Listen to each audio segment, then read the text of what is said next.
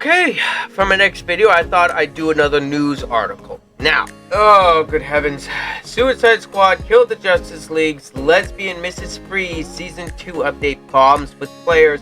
Game has lost 95% of its players base since February. This came out yesterday, and it is done by John F. Trent. And one thing I will say, man, shorten your article name length. Seriously, you do not need to have this sort of length. You could have easily just done Suicide Squad Kill the Justice League is a dead game or something of that base. I am not putting this entitled thing in my thumbnail of my video. It's way too long. I don't know what I'm going to put, but I'll think of something. But let's go ahead and continue to read. Dear Lord, that is an atrocious skin for her. Whoever designed this version of the character should fired and never allowed to hold another pen or pencil. Anyway, let's read. Rocksteady Season 2 update for Suicide Squad Kill the Justice League that introduces the lesbian Mrs. Freeze has completely bombed with players as less than 600 people were playing concurrently when it launched on July 25th. And another thing I have to state, I thought this was a version of Nora Freeze, but they decided to go with an even lazier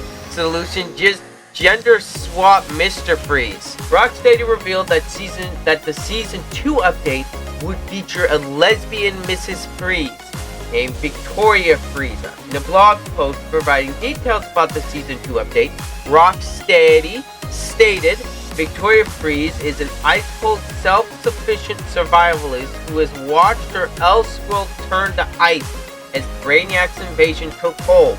By the time we meet her in Season 2, she has spent years as the last holdout of her dying planet. Unwilling to leave her cryogenically frozen wife behind, but after being recruited by the squad, she may have the chance to save her and unleash icy hell.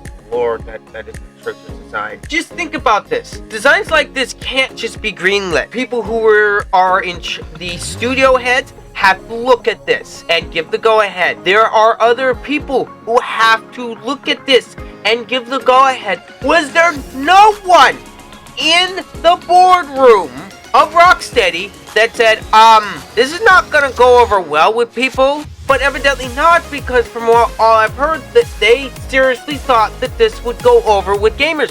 Seriously, what in the world went through their mind? The update went live around 11:30 a.m. Eastern Standard Time on July 25th with the game's official X account, calling it Twitter, account posting maintenance for Suicide Squad Kill the Justice League has been completed and the Season of Frozen Hearts is now available. Head on back to Metropolis and prepare to take on Brainiac in an all-new Elseworld and recruit the newest squad member, Mrs. Freeze. You know, if they wanted a Frozen-based villain, I just saw this. Killer Frost is right there. I mean, heck, if they wanted to, Nora Frost, there's a villain version of her in the comics, but you decided to go the laziest route possible. Got it. And there's the tweet right there. According to Steam database, the game only hit concurrent peak of 572 in the last 24 hours since the patch went live. As you can see the chart below, the game had more concurrent players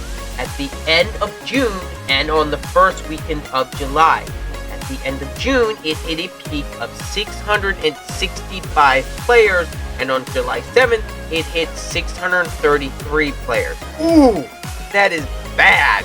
For comparison, the all-time concurrent player peak was when the game launched at the beginning of February with 13,459 players. The game has lost nearly 5% of its player base since the top peak, when the game launched its first season featuring the Joker at the end of March. Its current peak, 3,012 players. Compare that to these Mrs. Freeze numbers, and you're looking at an 81% decline. Ooh, that is beautiful to see. Not only are gamers not playing this game, but many of them are simply ridiculing the game for its embrace of wokeness. Ex-user Melee Games wrote, "How do you go from one of the greatest game developers to this? This is going to be the last game Rocksteady makes.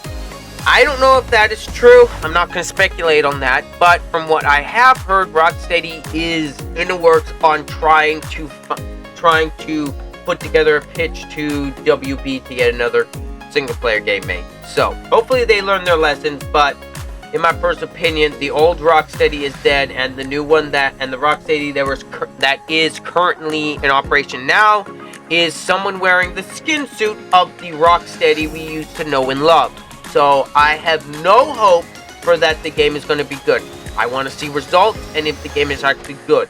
I am not going to take Rocksteady's word anymore. I want to see gameplay, and I want to see how the game looks. Plus, it's not gonna be for a while anyway. God, that skin for her is atrocious. Whoever designed that should be fired. It's that bad. Gerald J. Jones wrote DI kills art and sales. I would say I do agree with him, but at the same time, there's a lot of other factors that come into play that kill art, not just DEI.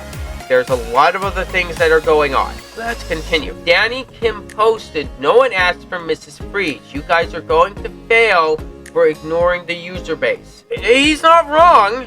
I mean, Rocksteady's not giving the players what they want. How hard is that to just give people what they want? Evidently very, very hard nowadays. Former World of Warcraft team lead Mark Fern, aka Grumps, added the skins for Suicide Squad Mrs. Freeze are pretty terrible. DEI ruins art, game art. As you can see, they've had all of the Twitter posts here.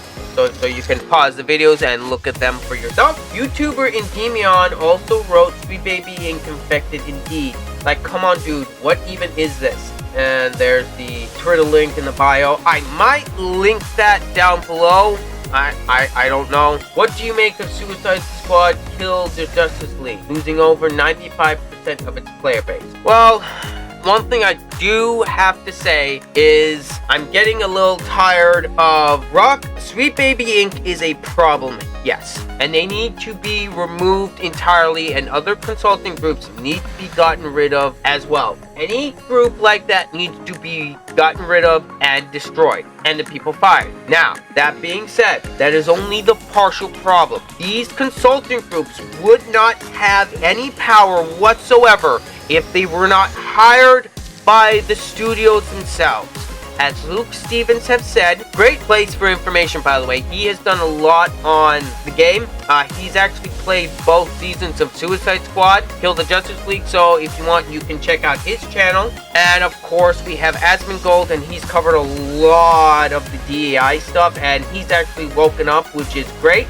He's getting tired of this garbage too. So those are two great sources for this, and of course, there's plenty of other people who have talked about this stuff endlessly. The people who are truly at fault for these garbage titles coming out, the people who are hiring these consultant groups, hiring these atrocious writers to work on these games, is the studio heads themselves. Rocksteady did not have to take Sweet Baby Inc.'s advice. They didn't have to hire them and bring them on board, but they did. They hired them for the writing and the character design consulting anyway. Seriously, when you have too many hands in the same pie, gonna get a terrible pie. Anyway, like I've just stated, Sweet Baby Inc. is to blame, yes, but at the same time, we need to start blaming the studios for the bad games as well. Anyway, that's all I really got for this video. If you enjoyed my content, please consider subscribing to my channel for future content, and don't forget to click on the little bell icon for future notifications. And please, if you wouldn't mind leaving a like on the video, and don't forget to leave a comment before you head out the door. And remember, do not pre-order games whatsoever. This has been Ryder. I'm out.